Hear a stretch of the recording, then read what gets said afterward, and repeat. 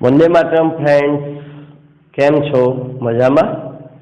Okay, तो आज आपने बीजो दिवस है अधिशोषण चैप्टर में पृष्ठ रसायन विज्ञान चैप्टर में मित्रों सॉरी आपने आगे अधिशोषण प्रस्तावना और अधिशोषण टॉपिक नी चर्चा करेली थी। प्रस्तावना टॉपिक पूर्ण करेलो, अधिशोषण में आपने थोड़ું જોયું હતું अधिशोषण ની વ્યાખ્યા અને अधिशोषणના ઉદાહરણો। મિત્રો એ ટોપિક में अधिशोषण में જ આપણે થોડા આગળ વધીએ। ચાલો અત્યારે આપણો નેક્સ્ટ મુદ્દો છે अधिशोषण અને અવશોષણનો તફાવત। બહુ સહેલો મુદ્દો છે મિત્રો। તો अधिशोषित, अधिशोषण અને અવશોષણ આ બે શબ્દોમાં શું મેજર ડિફરન્સ છે તે આપણે સમજવાના છે। तो अधिशोषित पदार्थની सांद्रता परથી આ મુદ્દો સ્પષ્ટ થાય છે। अधिशोषित पदार्थની सांद्रता જે अधिशोषण છે અને અહીંયા છે અવશોષણ। તો अधिशोषणમાં સપાટી પર વધુ જોવા મળે। સપાટી પર જો આ ચિત્ર આકૃતિ અહીં આપીશ શું જોવા મળશે? સપાટી પર વધુ જોવા મળશે। જ્યારે અવશોષણમાં अधिशोषित पदार्थની सांद्रता સમગ્ર જથ્થામાં મિત્રો કેવી હોય છે? એક સમાન। આ આકૃતિમાં જુઓ એક સમાન બધી જગ્યાએ તમે સપાટી પર જો અંદર જો કોઈ પણ ભાગમાં જો દરેક જગ્યાએ ઘટક કણોની सांद्रता કેવી હશે? એક સમાન। એટલે આપણે એમ કહી શકીએ કે આમાં પ્રણાલી વિસમાંગ હોય છે, બરાબર। જ્યારે આમાં પ્રણાલી કેવી હોય છે? સમાંગ। સમાંગ એટલે એકરૂપ થઈ ગયો હોય। અહીંયા સપાટી પર વધુ અંદર ઓછું એટલે એને વિસમાંગ કહેવાય। ઉદાહરણની વાત કરીએ મિત્રો તો ચોકને સહીમાં ડુબાડીએ, આપણે આગળ પણ વાત કરેલી। ચોકને સહીમાં ડુબાડતા મિત્રો બે વસ્તુ પર ધ્યાન આપવાનું છે। એક છે રંગ કણો, બરાબર, અને બીજું છે શાહીનો દ્રાવક। આ સમજવું। એક છે શાહીના રંગ કણો। શાહીના રંગ કણો સપાટી પર જ अधिशोषण પામે છે। એટલે શાહીના જે ભૂરા, જે શાહીમાં રંગ માટે જવાબદાર છે, ભૂરા રંગના કણો મિત્રો એ સપાટી પર જ अधिशोषण પામે। સપાટી પર એની सांद्रता વધુ હોય છે, અંદર જતા ઓછી થાય એવું આપણે આગળ જોયું। પણ શાહીના દ્રાવણનો દ્રાવક, બરાબર, અહીંયા કોની વાત છે? રંગ કણો એ કઈ સ્થિતિમાં છે મિત્રો? રંગ કણો એ શું છે? દ્રાવ્ય છે। તો રંગ કણો સપાટી પર જ अधिशोषण પામે, પણ એનું જે દ્રાવક છે એ ચોકમાં છેક સુધી પ્રસરી જાય અને બધે જ એની सांद्रता સમાન હોય। તો શાહીના દ્રાવણનો દ્રાવક એમસીક્યુ પૂછાય, શોર્ટ ક્વેશ્ચન પૂછાય તો ધ્યાન રાખજો, દ્રાવક અવશોષણ પામે। પણ રંગ કણોની વાત કરે તો એ માત્ર સપાટી પર જ હોય એટલે अधिशोषण પામે। બીજું એક ઉદાહરણ છે, એ પણ મિત્રો બહુ જાણીતું છે અને શોર્ટ ક્વેશ્ચનમાં પૂછવાની શક્યતા, એમસીક્યુમાં પૂછવાની શક્યતા બહુ વધારે છે। એ છે પાણીની બાષ્પ। પાણીની બાષ્પને સિલિકા જેલ પરથી પસાર કરીએ મિત્રો તો એ अधिशोषण પામે, એટલે માત્ર ઉપરની સપાટીમાં જ રહે। પરંતુ નિર્જળ CaCl2 માં પરથી એને પસાર કરવામાં આવે પાણીની બાષ્પને તો એની અંદર એ અવશોષિત થાય છે। ફરીથી મિત્રો પાણીની બાષ્પ સિલિકા જેલ પર अधिशोषित થાય છે, પરંતુ નિર્જળ CaCl2 પરથી પસાર કરીએ તો એ અવશોષિત થાય છે। ઓકે, હવે બીજી એક મહત્વની ઘટના છે શોષણ। अधिशोषण, अवशोषण, शोषण। तो जेमा अधिशोषण और अवशोषण बंने एक साथे थता होय। अधिशोषण पण थाय अने तरत ज शरूआतनी जो तमे टूंका समय माटे प्रक्रियाने अवलोकन करो मित्रों तो अधिशोषण। आ बाबत समयना संदर्भमां छे पण जे लखी नथी ચોપડીમાં। टूंका समय माटे अवलोकन करीए तो अधिशोषण, पण लांबा गाळा माटे, बराबर, लांबा समय माटे जोईए तो पछी अवशोषण पण शरू थई जाय। जेम के माटीमां वरसादी पाणी मित्रों थोड़ोक वरसाद पड़ीने अटकी जाय, छाटा छाटा ने आ बधुं पड़ीने अटकी जाय तो ए शुं थाय? अधिशोषण थाय पाणीनुं। खाली उपला स्तरमां जोवा मळे, अंदर कंई नथी होतुं। पण वरसाद लांबो समय चाले तो पछी पाणीनुं अवशोषण थवा मांडे अने बहु लांबो समय चाले मित्रों तो बधी ज जग्याए बहु दिवसों सुधी वरसाद पड्या करे, बहु कलाको सुधी धोधमार वरसाद पड्या करे तो ए माटीना समग्र पड़मां पाणीनी सांद्रता, पाणीनी जे सांद्रता छे एक सरखी थई जाय त्यारे घटना शेनी बने छे? शोषणनी घटना बने छे। ओके फ्रेंड्स, हजू एक आपणे बीजी घटना छे जेनी वात करीए એટલે એ શબ્દ પણ ક્લિયર થઈ જાય, એ છે अपशोषण।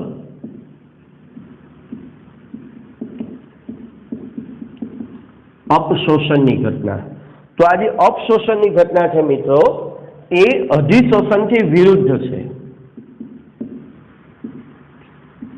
અધિશોષણની પ્રતિગામી પ્રક્રિયા છે। તો આમાં શું થાય? અધિશોષણની પ્રતિગામી પ્રક્રિયા એટલે સપાટી પર અધિશોષિત થયેલા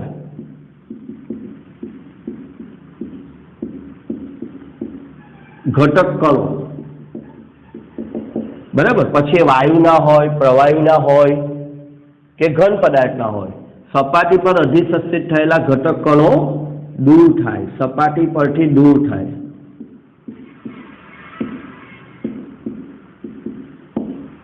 તો એને અપશોષણ કહેવાય। ઉદાહરણ, આપણે જે નિર્જલીકરણની ઘટના કરીએ મિત્રો, બરાબર, નિર્જલીકરણ, સૂકવવું જેને આપણે કહીએ મિત્રો, એક નિર્જલીકરણ રાસાયણિક પણ હોય છે, પણ એ રાસાયણિક પ્રક્રિયાની વાત નથી કરવી, પણ આપણે કોઈ પદાર્થમાં ભેજ લાગી ગયો હોય તો આપણે એને તડકામાં સૂકવવા મૂકીએ, બરાબર, તો થોડું ગરમ કરવાથી એની પાણીની બાષ્પ એમાંથી નીકળી જાય, તો એ ઘટનાને શું કહેવામાં આવે છે? અપશોષણ થવું કહેવાય। અપશોષણ કયા સંજોગોમાં થાય? અપશોષણ ક્યારે થાય? મોસ્ટ ઇમ્પોર્ટન્ટ, મોસ્ટ આઈએમપી, અપશોષણ ક્યારે થાય? તો તાપમાન વધારતા, તાપમાન વધારો તો અધિશોષણ પામેલો પદાર્થ દૂર થાય, બરાબર, અથવા દબાણ ઘટાડતા, બરાબર। આપણે વેક્યુમ પંપ કયા સિદ્ધાંત પર કામ કરે છે? વેક્યુમ પંપથી જે આપણે ધૂળ ને રસકણો દૂર કરીએ છીએ, એ કયા સિદ્ધાંત પર કામ કરે છે? એ દબાણ ઘટાડવાના સિદ્ધાંત પર કામ કરે છે।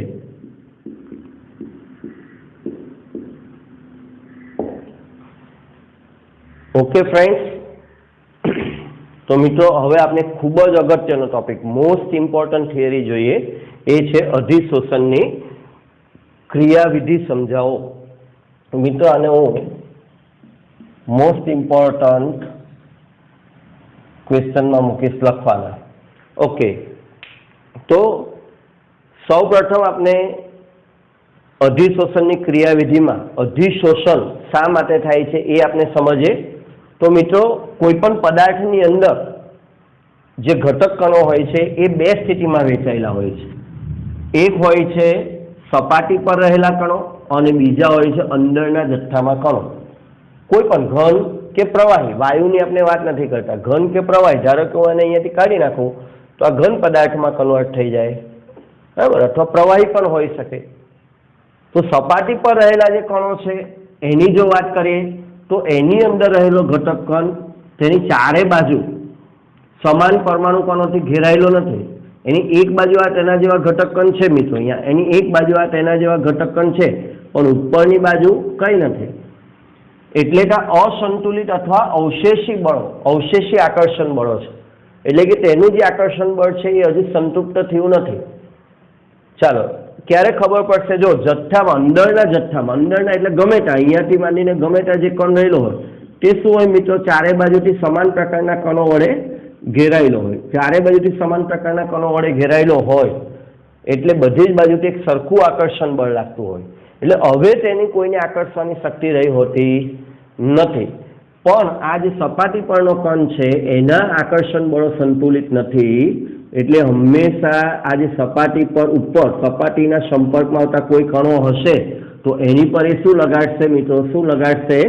આકર્ષણ ઉત્પન્ન કરશે, બરાબર। એટલે અન્ય કલાના કણો એના સંપર્કમાં આવતા એ આકર્ષણ કરશે અને પોતાના બળને સંતુલિત કરવાનો પ્રયત્ન કરશે, જેના કારણે અધિશોષણ બને છે।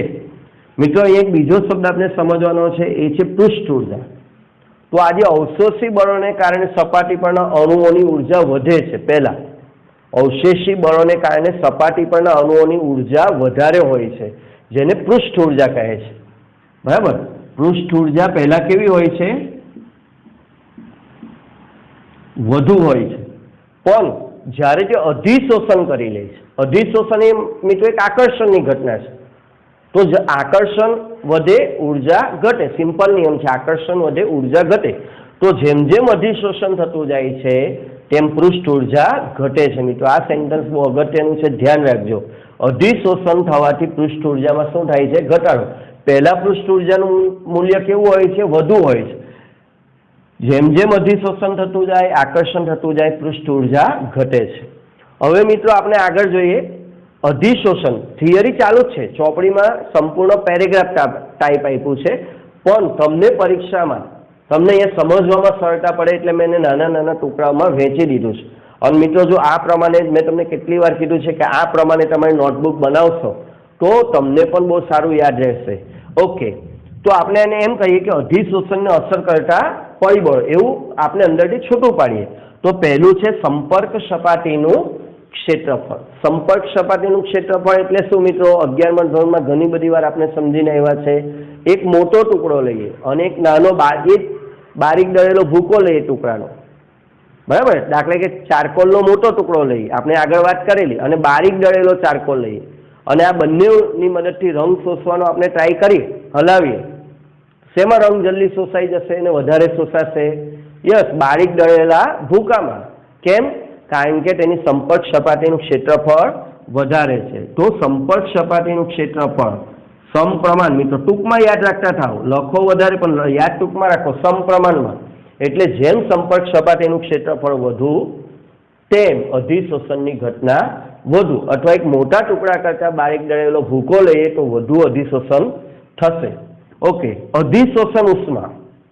તો અધિશોષણને કારણે સપાટી પર અણુઓ જે ઉર્જા ગુમાવે, અહીંયા આપણે કીધું પૃષ્ઠ ઉર્જા ઘટે, તો જેટલી ઉર્જા ઘટે એને કહેવાય છે અધિશોષણ ઉષ્મા. અધિશોષણ જેમ જેમ થતું જાય તેમ તેમ ઉર્જા ઘટે છે એવું આપણે જોયું. તો ઉર્જાનો જેટલો ઘટાડો થાય અધિશોષણને કારણે એને કહેવાય છે અધિશોષણ ઉષ્મા ડેલ્ટા એચ. મિત્રો અહીંયા ઉષ્મા ગુમાવે છે, ગુમાવે ત્યારે કેવું ચિહ્ન મળે? ઋણ. એટલે ડેલ્ટા એચ ની કિંમત આપણને કેવી મળશે? ઋણ મળશે. ઓકે, એન્ટ્રોપીની વાત કરીએ તો દાખલા તરીકે ધૂળના રજકણો છે, એ રજકણો છે પહેલા હવામાં કેવા હોય મિત્રો? સતત તરતા રહે, એટલે અસ્તવ્યસ્ત ગતિ કરતા હોય, હલનચલન બહુ વધુ હોય. પણ જ્યારે કોઈ ઘન પદાર્થની સપાટી પર આકર્ષાઈ જાય, અધિશોષિત થઈ જાય, તો એમનું હલનચલન હવે કેવું થઈ જશે?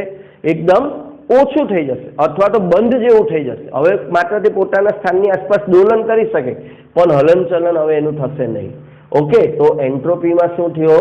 ઘટાડો. અધિશોષણને કારણે એન્ટ્રોપીમાં શું થાય?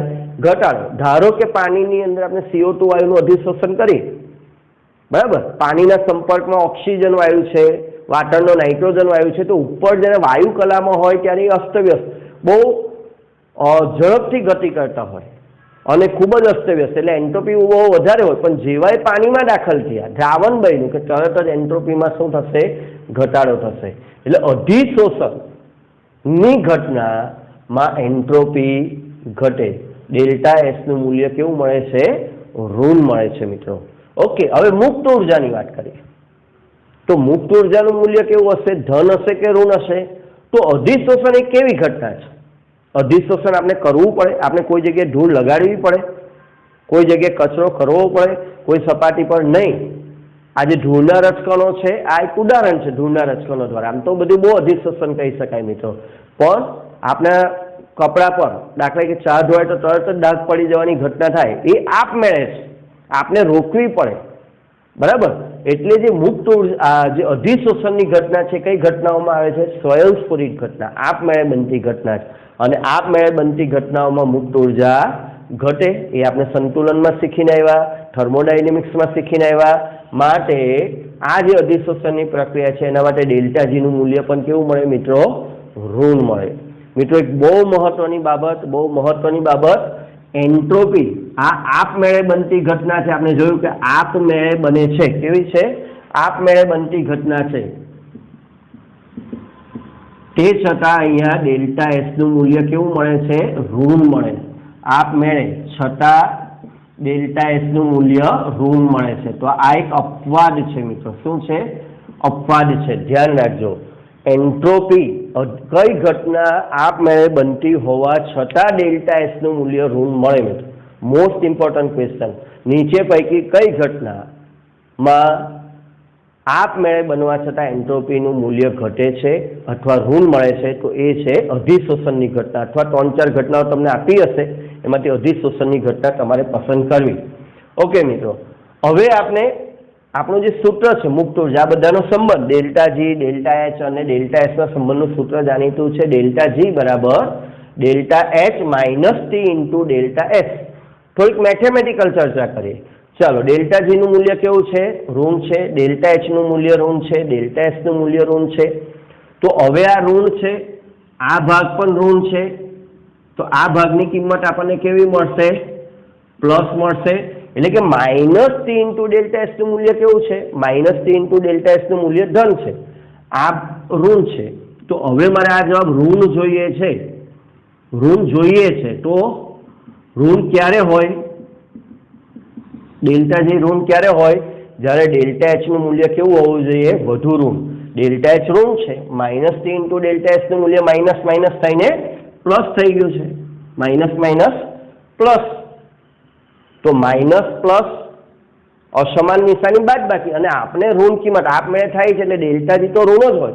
તો એનો અર્થ એવો થયો કે જે ઋણ કિંમત છે એની વેલ્યુ વધારે હોવી જોઈએ ધન કરતા. એટલે અધિશોષણની ઘટનામાં ડેલ્ટા એચનું મૂલ્ય કેવું હોય છે? વધારે ઋણ હોય છે, અથવા વધારે ઋણ હોય ત્યારે અધિશોષણની ઘટના બને છે. ઓકે મિત્રો, હવે સંતુલન સાથે એને શું સંબંધ છે? અધિશોષણની ઘટના એ કાયમી ચાલ્યા જ કરે એવું નહીં. કોઈ એક સપાટી કાયમ અધિશોષણ કર્યા જ કરે એવું નથી હોતું. શરૂઆતમાં અધિશોષણની માત્રા વધારે હોય.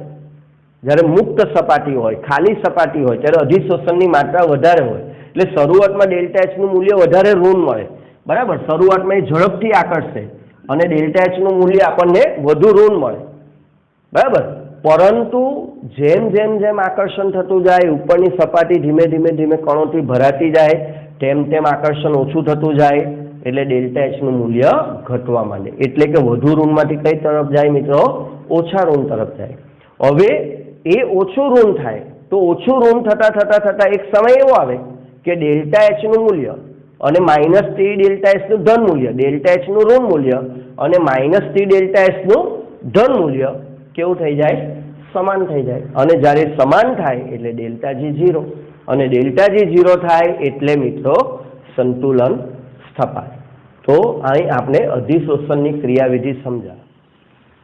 તો મિત્રો હવે ચાલો આપણે અધિશોષણના પ્રકારો વિશે સમજીએ, જે આપણે તફાવત દ્વારા સારી રીતે સમજી શકીશું. ઓકે ફ્રેન્ડ્સ, તો અધિશોષણ બે પ્રકારના હોય છે. એક છે ભૌતિક અધિશોષણ અને બીજું છે રાસાયણિક અધિશોષણ. ભૌતિક અધિશોષણને ફિઝિસોર્પ્શન પણ કહેવાય છે. ફિઝિકલ એક્સોર્પ્શન એની પરથી શબ્દ બન્યો છે ફિઝિસોર્પ્શન, અને કેમિકલ એક્સોર્પ્શન એની પરથી શબ્દ બન્યો છે કેમિસોર્પ્શન. ચાલો મિત્રો, હવે એ બંનેની અંદર શું ખાસિયતો છે એ આપણે એક સાથે બે પ્રશ્ન થઈ જાય. આમ જોવા જતા ત્રણ પ્રશ્ન. ભૌતિક અધિશોષણની ખાસિયતો જણાવો, રાસાયણિક અધિશોષણની ખાસિયત જણાવો, પ્રશ્ન 1 અને 2, અને ત્રીજો ભૌતિક અધિશોષણ અને રાસાયણિક અધિશોષણનો તફાવત આપો. ઓકે, તો ભૌતિક અધિશોષણમાં ઘટકોનો વચ્ચે, અધિશોષક અને અધિશોષિત વચ્ચે વાન ડર વાલ્સ આકર્ષણ બળો રહેલા હોય છે. જ્યારે રાસાયણિક અધિશોષણમાં રાસાયણિક બંધથી બે ઘટકો જોડાતા હોય, જે આયનિક પણ હોઈ શકે કે સહસંયોજક પણ હોઈ શકે. એટલે એમ કહેવાય કે વાન ડર વાલ્સ આકર્ષણ બળો મિત્રો કેવા છે? સાર્વત્રિક છે. આપણને ખબર છે વાન ડર વાલ્સ આકર્ષણ બળો બધે જ છે, સાર્વત્રિક છે. એટલે ભૌતિક અધિશોષણ એ કોઈ વિશિષ્ટ અધિશોષણ નથી કે અમુક જગ્યાએ થશે, અમુક જગ્યાએ નહીં થાય. એ સમગ્ર વિશ્વમાં બધી જ જગ્યાએ તમને જોવા મળશે. કોઈ પણ વાયુનું અધિશોષણ થાય એટલે એમ કહેવાય એમાં વિશિષ્ટતાનો અભાવ છે. જ્યારે આ સ્વભાવે વિશિષ્ટ છે, એટલે કે જ્યારે બે પદાર્થો એકબીજા વચ્ચે બંધ બનવાની કોઈ શક્યતા હોય તો જ એ પોસિબલ બને, નહીં તો એ શક્ય બનતું નથી. ઓકે, હવે આપણે જોઈએ અધિશોષકનો સ્વભાવ. તો અધિશોષકના સ્વભાવમાં મોસ્ટ ઇમ્પોર્ટન્ટ પોઈન્ટ છે મિત્રો, મોસ્ટ આઈએમપી. ધ્યાન રાખજો, એમસીક્યુ માટે વેરી વેરી મોસ્ટ આઈએમપી. સહેલાઈથી પ્રવાહીકરણ પામે તેવા વાયુ. એટલે આપણે 11મા ધોરણમાં સ્ટેટ ઓફ મેટરમાં ભણેલા, બરાબર, ઊંચું ક્રાંતિક તાપમાન TC ધરાવતા વાયુઓનું ઝડપી અધિશોષણ થાય. કેવા વાયુઓનું મિત્રો? મોસ્ટ ઇમ્પોર્ટન્ટ છે, ધ્યાન રાખજો. કેવા વાયુઓનું? હા, વિચારો. ઝડપથી પ્રવાહીકરણ પામે, સહેલાઈથી પ્રવાહીકરણ પામે તેવા વાયુઓ. એટલે કે ઊંચું ક્રાંતિક તાપમાન ધરાવતા વાયુઓનું ઝડપી અધિશોષણ થાય. ઉદાહરણ લઈએ, 1 ગ્રામ ચારકોલ લઈએ મિત્રો, અને એની પર SO2, મિથેન અને H2 નું અધિશોષણ કરીએ જુદા જુદા પાત્રમાં, तो સૌથી વધારે SO2 વાયુ અધિશોષાય છે, એનાથી ઓછો મિથેન, એનાથી ઓછો હાઇડ્રોજન. કારણ જો SO2 નું ક્રાંતિક તાપમાન 630 કેલ્વિન, મિથેનનું 190 કેલ્વિન અને H2 નું 33 કેલ્વિન. તો જેમ ક્રાંતિક તાપમાન ઊંચું તેમ અધિશોષણ વધારે. બરાબર. અને 11મા ધોરણમાં ભણી ગયા સહેલાઈથી પ્રવાહીકરણ પામે તેવા વાયુઓને ઓળખવા હોય તો મિત્રો ધ્રુવીયતા વધારે, સહેલાઈથી અધિશોષાય, સહેલાઈથી પ્રવાહીકરણ. ઓકે, તો આ જે મુદ્દો છે એક્ઝામમાં તમારે વાયુઓને ઓળખવાના આવે. જો અહીંયા SO2 અને CH4 વધારે ધ્રુવીયતા, વધારે વિદ્યુત ઊર્જાનો તફાવત શેમાં છે? SO2 માં. એટલે SO2 નું વધારે અધિશોષણ થાય, એનાથી ઓછું CH4. અને H2 એ કેવો છે? અધ્રુવીય છે, સંપૂર્ણપણે અધ્રુવીય છે. બરાબર. વિદ્યુત ઊર્જાનો તફાવત કેવો છે? 0 છે. આમાં થોડોક વિદ્યુત ઊર્જાનો તફાવત છે 0.4 નો. બરાબર. આમાં વિદ્યુત ઊર્જાનો તફાવત વધારે છે. તો જેમ વિદ્યુત ઊર્જાનો તફાવત વધે આ રીતે પણ એક્ઝામમાં આપણે ઓળખી શકીએ.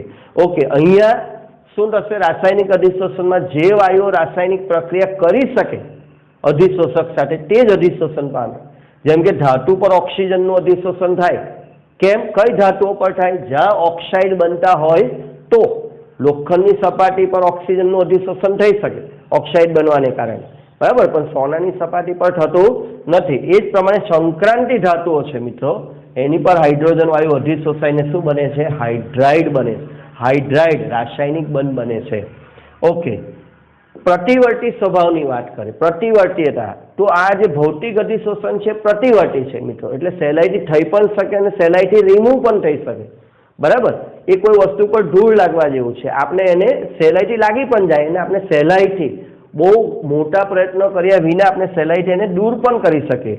જ્યારે રાસાયણિક અધિશોષણ કેવું છે? અપ્રતિવર્તી છે મિત્રો. બરાબર. આપણે ચાના ડાઘ પડે, આપણી પર ચા ઢોળાય કે કોઈ વસ્તુના તેલના ડાઘ પડે, અઠાણાનું તેલ છે કે આ તે હળદર છે, તો કેમ આપણે દોડવું પડે ફટાફટ, અને ગમે એટલું કરવા છતાં પણ એના ડાઘ કાઢવા મુશ્કેલ છે. કારણ કે એ રાસાયણિક પ્રક્રિયા. તમે ઝડપ રાખશો, ઉતાવળ કરશો ને ઉપલા સ્તરમાંથી ઝડપથી પાણી નાખીને ધોઈ નાખશો તો વાંધો નહીં, કારણ કે ત્યારે હજુ શરૂઆતમાં ભૌતિક અધિશોષણ હોય. પણ એકવાર બંધ બની ગયા, રાસાયણિક અધિશોષણ થઈ ગયું, તો પછી અપ્રતિવર્તી થઈ જાય અને પછી એ ડાઘ સહેલાઈથી કોઈ બીજી કેમિકલ રિએક્શન વિના દૂર થતા નથી. ઓકે, પછી ભૌતિક અધિશોષણ અને રાસાયણિક અધિશોષણ બંને ઉષ્માક્ષેપક જ છે. અધિશોષણ પોતે જ એક ઉષ્માક્ષેપક ઘટના છે, આપણે જોયું. પણ મિત્રો મોસ્ટ આઈએમપી, તાપમાન વધતા ઘટે, મોસ્ટ આઈએમપી. જ્યારે અહીંયા તાપમાન વધતા વધે, મોસ્ટ ઇમ્પોર્ટન્ટ, અપવાદ થાય. આમ લે સેટેલિયરના સિદ્ધાંત પ્રમાણે જો તો ઉષ્માક્ષેપક ઘટનાઓમાં તાપમાન વધે તો પ્રક્રિયા પ્રતિગામી થાય. તો અહીંયા એ બરાબર છે. લે સેટેલિયરના સિદ્ધાંત પ્રમાણે તાપમાન વધતા અધિશોષણ ઓછું થઈ જાય. પણ રાસાયણિક અધિશોષણની વાત કરીએ તો તાપમાન વધતા વધે છે મિત્રો. ધ્યાન રાખજો ખાસ. દબાણ વધારશો, જેટલું દબાણ વધારશો એટલો વાયુ વધારે અધિશોષિત થશે. બરાબર. જેટલું વધારે દબાણ એટલો વધારે અધિશોષિત થાય. અહીંયા પણ મિત્રો ઊંચું દબાણ લાભકારક છે, એટલે કે જેટલું દબાણ વધારે એટલી વધારે રાસાયણિક પ્રક્રિયા પોસિબલ બને.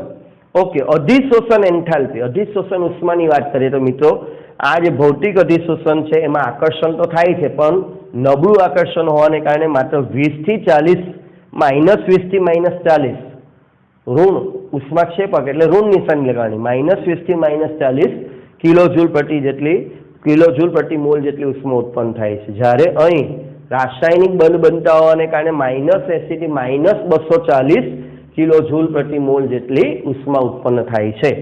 સક્રિયકરણ ઉર્જા, સક્રિયકરણ ઉર્જા તો પદાર્થને સક્રિય કરવા માટેની જરૂરી ઉર્જા, જેના વિશે આપણે રાસાયણિક ગતિકી ચેપ્ટરમાં એકદમ ડિટેલમાં ભણીશું. અહીંયા ખાલી શબ્દ જોઈએ, સક્રિયકરણ ઉર્જા. તો અહીં અધિશોષણને કરવા માટે કોઈ એકદમ નીચી ઉર્જા જોઈએ, અથવા તો કેટલાક કિસ્સાઓમાં એની કોઈ જરૂર હોતી નથી. જ્યારે અહીં પહેલા સપાટીને સક્રિય કરવી પડે.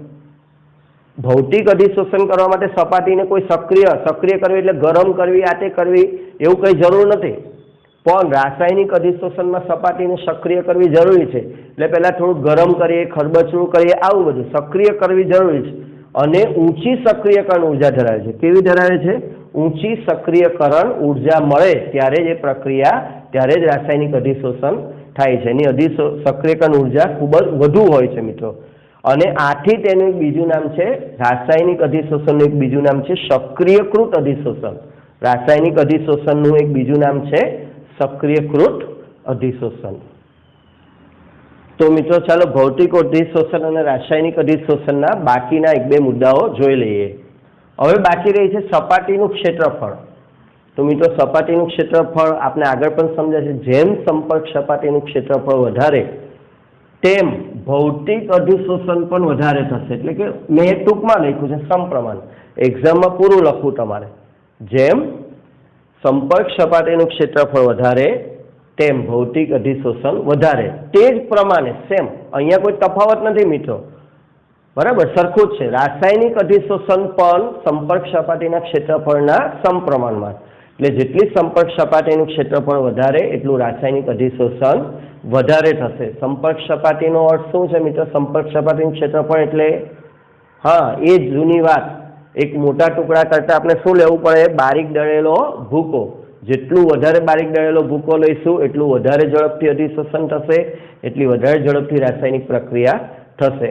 ઓકે, હવે લાસ્ટ પોઈન્ટ છે ઊંચા દબાણે બહુઆણ્વીય સ્તરો રચાય. જ્યારે ભૌતિક અધિશોષણમાં આપણે દબાણ વધારીએ મિત્રો, તો આ જે સરફેસ છે એની પર પેલું એક સ્તર રચાઈ જાય. હજુ તમે અધિશોષણ કરો તો એની પર બીજું સ્તર રચાય, ત્રીજું સ્તર, પણ પછી અણુઓ ઓછા થતા જાય, પણ બહુઆણ્વીય સ્તરો રચાય એક પછી એક. જેમ આપણે દિવાલ પર કલર કરીએ, દિવાલ પર રંગ કરીએ મિત્રો, ત્યારે આપણે એમ કહીએ ને બીજો હાથ મારો, ત્રીજો હાથ મારો.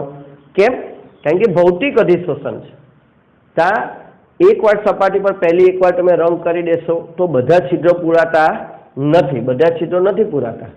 જેમ કે અહીંયા હું આ રીતે આપણે કહી શકીએ કે ભાઈ અમુક અમુક જગ્યા ખાલી રહી જાય. તો અહીંયા આ જે અધિશોષણ છે દ્વિતીય સ્તરનું અધિશોષણ થાય થોડુંક, પછી હજુ થોડીક જગ્યા જો ખાલી રહી જાય તો તૃતીય સ્તરના અણુઓ પણ અધિશોષણ પામે. એટલે કે ભૌતિક અધિશોષણમાં બહુઆણ્વીય સ્તરો દબાણ વધારવાથી રચી શકાય, બરાબર. પરંતુ રાસાયણિક અધિશોષણ ગમે તે સ્થિતિમાં કેવું રહે છે મિત્રો? એક આણ્વીય જ રહે છે, બરાબર. તાપમાન વધે, દબાણ વધે, ગમે તે સ્થિતિમાં કેવું હોય છે? માત્ર એક આણ્વીય સ્તર જ, સ્તરો કહેવાય ને, એક આણ્વીય સ્તર જ રચે છે. ઓકે મિત્રો, તો અહીંયા આપણે ચોપડીમાં આપેલા લગભગ તમામ મુદ્દાઓની તફાવત સ્વરૂપે ચર્ચા કરી લીધી છે અને થિયરી સ્વરૂપે પણ. હવે એમાં કોઈ મુદ્દો ખાસ બાકી રહેતો નથી. તમારે ચોપડીમાં સરસ તફાવત પણ આપેલો છે. એક્ઝામમાં તફાવત પૂછાય તો તફાવત સ્વરૂપે જ લખવું. અને ભૌતિક અધિશોષણની લાક્ષણિકતા, રાસાયણિક અધિશોષણની લાક્ષણિકતા જણાવો તો તમને બે મુદ્દા આગળ આપેલા છે, ચોપડીમાં સરસ રીતે આપેલું છે, બરાબર. તો તમે એ રીતે લખી શકો. ઓકે, હવે એક બીજી નોંધપાત્ર બાબત છે જે આ થિયરીની વચ્ચે છે, આગલા પેરેગ્રાફમાં, પણ મેં એને અહીંયા અલગ કરી નાખી છે મિત્રો, અલગ, બરાબર. ખરેખર મુદ્દો છેલ્લે હોવો જોઈતો હતો, પણ એ વચ્ચે શરૂઆતમાં જ આપી દીધો છે. ઘણીવાર બંને પ્રક્રિયાઓ એક સાથે થતી હોવાથી ઓળખવું મુશ્કેલ છે. એટલે કેટલીક પ્રક્રિયા એવી પણ હોય છે જેમાં ભૌતિક અધિશોષણ પણ થતું હોય છે અને રાસાયણિક અધિશોષણ પણ થતું હોય, તો કહેવું મુશ્કેલ છે કે ભૌતિક છે કે રાસાયણિક છે. ઓકે, એનું ઉદાહરણ આપણે જોઈએ. ચાલો પહેલા H2 વાયુ શરૂઆતમાં નિકલ ધાતુ પર જ્યારે આપણે એને શરૂઆતમાં મોકલીએ ત્યારે પહેલા એ અધિશોષિત થાય, માત્ર ઉપલા સ્તરમાં એ છિદ્રોમાં દાખલ થાય, પરંતુ ધીમે ધીમે ધીમે ધીમે ધીમે એના હાઇડ્રોજનના જે અણુ છે મિત્રો, આ રીતે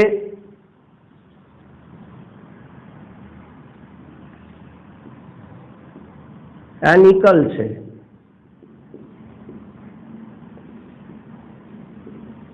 હવે એની પર H2 ના અણુ જે છે એ આની પર ઉપર આવે, એટલે આ એક H, આ બીજો H, આ કોણ છે મિત્રો? H. ધીમે ધીમે ધીમે જે H અને H વચ્ચેનો જે બંધ છે ને મિત્રો, એ નબળો બનતો જાય ને એક સમયે એ તૂટી જાય. લાંબો સમય રહે તો એ પછી તૂટી જાય. જેમ જેમ અંદર જતા જાય, હાઇડ્રોજન વધારે વધારે છિદ્રોમાં ખેંચાતા જાય, અંતે બંધ તૂટે એટલે H2 નું વિયોજન પામીને H પરમાણુમાં રૂપાંતર થાય, અને જેવો H પરમાણુમાં રૂપાંતર થાય એટલે સક્રિય બની જાય.